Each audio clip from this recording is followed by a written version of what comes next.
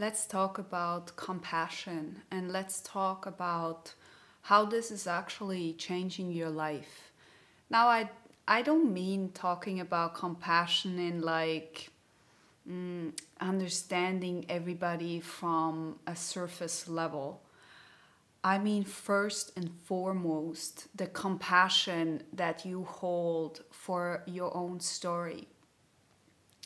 I want to talk about compassion towards who you are and who you have become. Do it to your circumstances, do it to the way you grew up, do it to things that may cost you quite a lot of pain and suffering.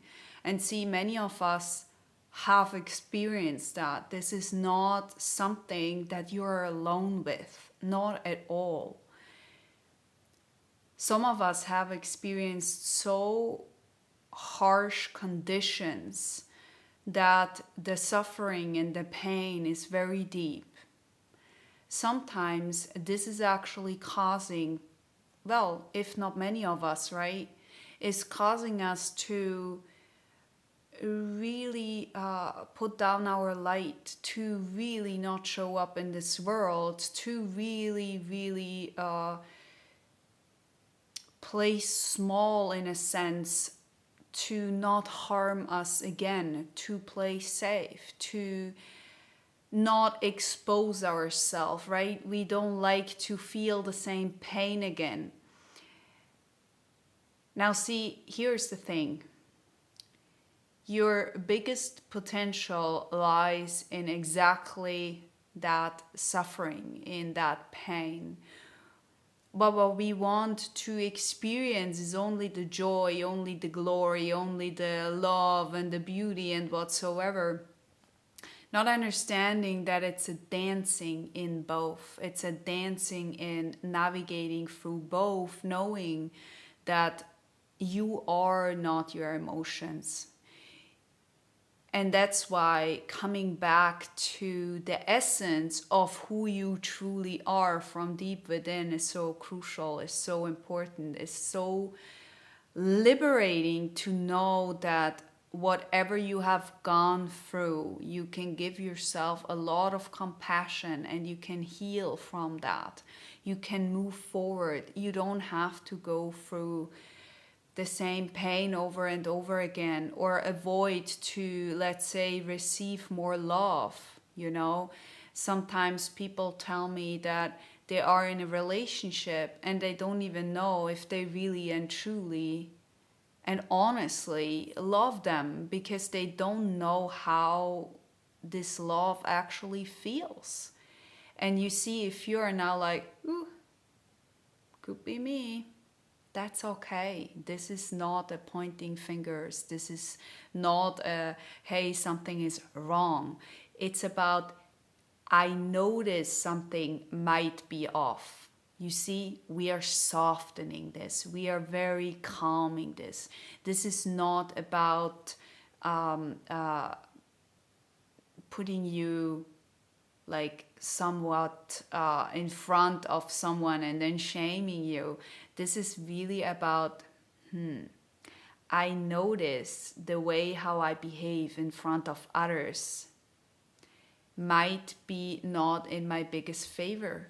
I might actually not be able to really show up in a compassionate way because there is some crucial scars in my heart.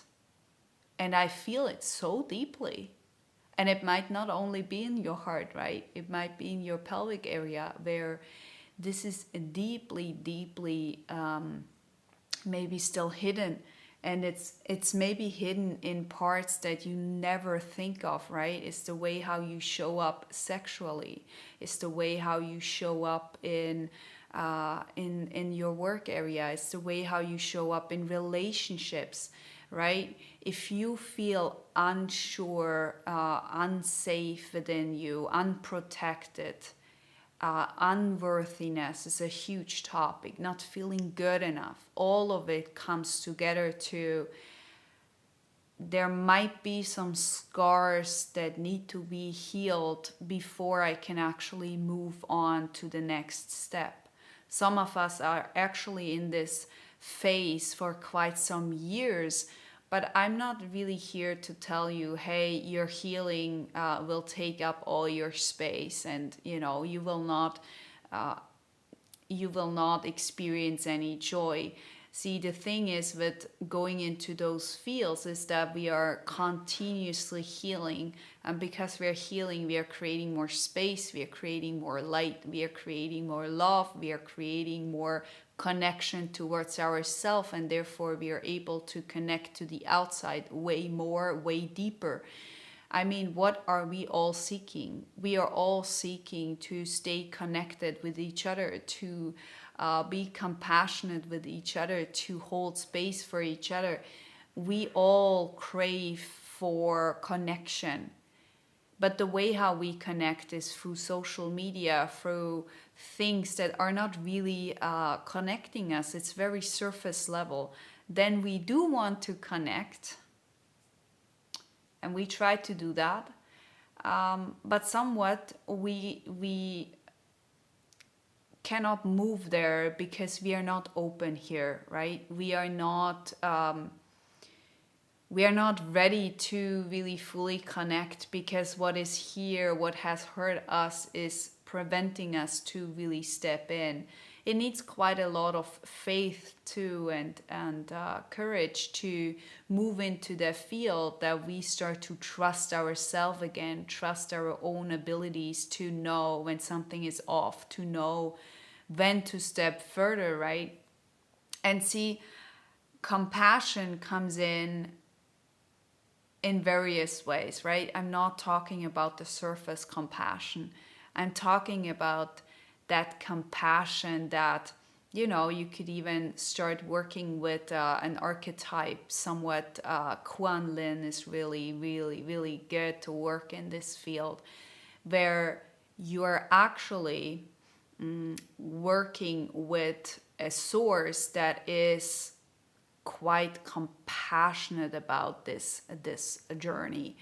And it's not really about, hey, I need to find how to give myself compassion. It's like you can feel it through that archetype. It's like alchemically changing the way how you feel from inside out. Now, there are many ways on how to do this journey, right? I absolutely love to work with archetypal energies, because they help you to step into something that you may have not known, right? That you may never have experienced fully. And how do you want to know if you don't know how it feels? How do you want to know how love really feels if you have not any example in front of you? If you have not experienced any, I don't know, let's say a father figure or a mother figure that was really truly nurturing you, right? Maybe you never had a father who was really truly supporting you, holding space for you, right? We are talking about the archetype of masculine energy, which is about holding space, being aware, having this stillness, this peace that is giving you the opportunity to move and explore and create, right? Which is more feminine. And those archetypes, especially what we are talking here in this video, is about working together with Quan Yin to call her in, to understand that there is way more to it. You can gain a lot of it by letting that pain show you what it was actually original here to do for you, right? It is a different thinking when you start to understand, what has this pain actually brought me in this life? What was it that I was looking for originally?